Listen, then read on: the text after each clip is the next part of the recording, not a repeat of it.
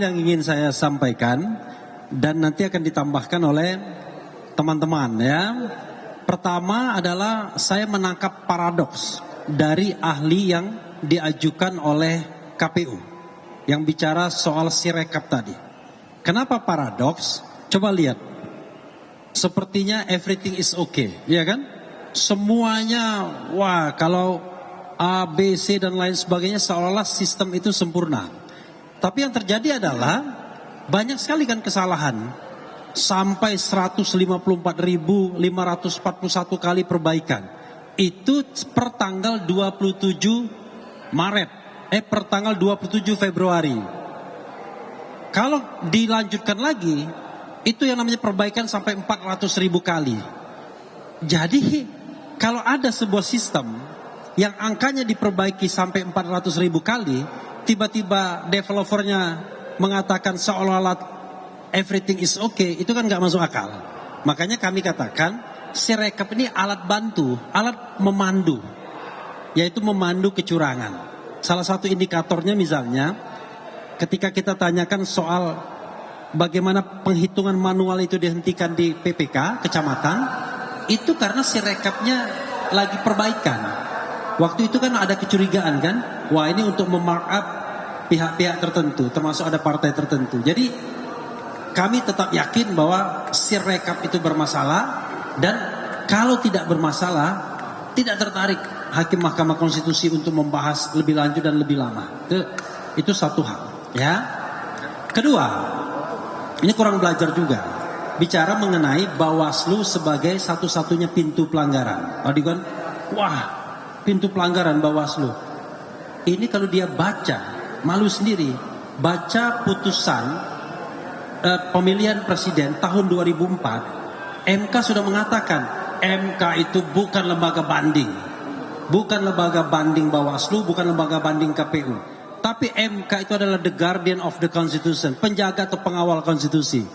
Jadi MK bisa mengecek semua governance pemilu kalau dirasakan memang ada pelanggaran terhadap prinsip-prinsip berpemilu, yaitu langsung, umum, bebas, rahasia, jujur dan adil.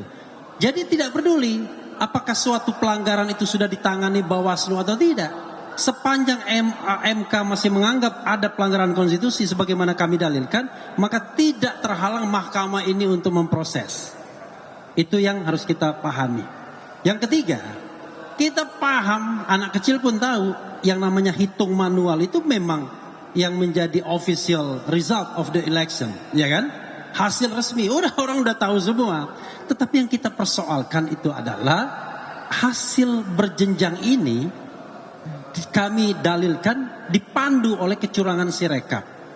Dan kita tidak bisa kontrol bagaimana penghitungan berjenjang di 823.236. Tadi 236 dia bilang. Padahal kita sebelumnya tahunnya 220. Ya. Nanti dicek 823.220 apa 823.236 TPS di seluruh Indonesia. Karena banyak sekali penggelembungan suara, pemalsuan C hasil dan lain sebagainya.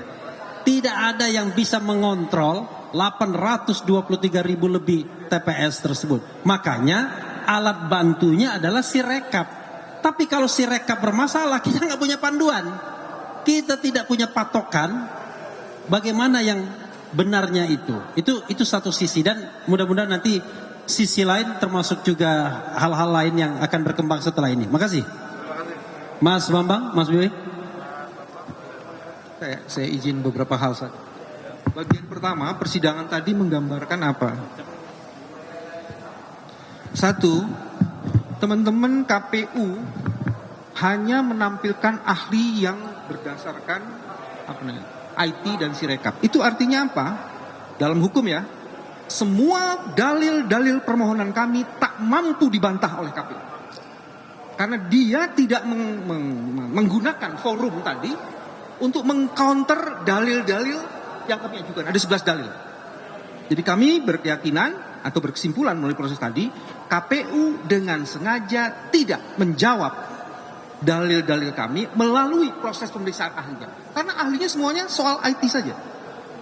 Padahal di bagian kami, permohonan kami, IT itu kita taruh paling belakang. Itu bagian yang pertama yang sangat penting sekali. Bagian yang kedua yang juga sangat penting, pihak terkait argumennya itu cuma satu dari sejak persidangan. Argumennya itu apa? Rekapitulasi manual, nggak berubah. Kolega saya Hotman itu nggak ada itu. Jadi dia ngapain datang ke sini begini-begini? Sebenarnya hasilnya nggak perlu ada Hotman. Jadi kalau saya lihat banyak yang tidur pula. Jadi saya mau bilang argumennya itu sederhana, simple, dan tak bermutu sebenarnya. Kan cuma ngomong itu saja. Mari sekarang kita periksa saksi-saksinya. Itu kedua ya. Yang ketiga, yang dipersoalkan oleh kami dalam Sirekap itu bukan sekedar teknologinya, tapi apakah teknologi yang dibangun dengan duit yang begitu banyak bisa dipertanggungjawabkan sehingga tidak terjadi inefisiensi, ineffectiveness. Itu yang terjadi karena ini apakah dia akan melanggar prinsip dan azas. Itu yang penting karena dalil pertama kami itu. Sirekap itu menimbulkan kekacauan di jagat labirin publik di Indonesia pasca pencoblosan. Mari kita konfirmasi. Saya berterima kasih dengan ahli-ahli yang datang. Walaupun tadi dua adalah orang yang menjadi bagian dari KPU. Dan yang satu kemudian yang satu mengatakan gini, untuk apa Sirekap? Kalau betul Sirekap tidak diperlukan sesuai dengan keahlian yang pertama, maka kita harus laporkan ini. Karena untuk apa ada program Sirekap dibuat dengan duit yang miliaran rupiah itu, kalau oleh ahli nomor satu itu dianggap untuk apa Sirekap ini kita diskusikan. Dia bilang itu kali pepesan kosong. Dan itu mengerikan. Mari bacaan saya mengenai Sirekap. Itu tadi konversi dari tim kuasa hukum baik pasangan 02 dan juga pasangan 01. Pasangan 02 sebelumnya menyatakan bahwa berdasarkan saksi yang dihadirkan oleh pihak KPU bahwa Sirekap adalah bukan alat hitung penetapan hasil Pilpres dan menyatakan bahwa adanya penghitungan suara penetapan Pilpres dari hasil penghitungan secara manual berjenjang oleh KPU. Kemudian ini dibantah oleh pihak tim kuasa hukum 01 adanya paradoks atau saksi ahli yang dihadirkan terkait dengan banyaknya revisi ataupun perbaikan dari sistem Sirekap yang dicatat oleh tim kuasa hukum 01 sebanyak 400.000 lebih perbaikan. Dan ini menyatakan bahwa Sirekap bermasalah terkait dengan proses kontrol dan pengawasan dari penghitungan suara berjenjang penetapan hasil suara Pilpres 2024. Dan setelah itu tim kuasa hukum juga menyatakan bahwa KPU dengan sengaja tidak menjawab sejumlah dalil petitum yang telah dihadirkan oleh sejumlah saksi dan ahli pada persidangan sebelumnya.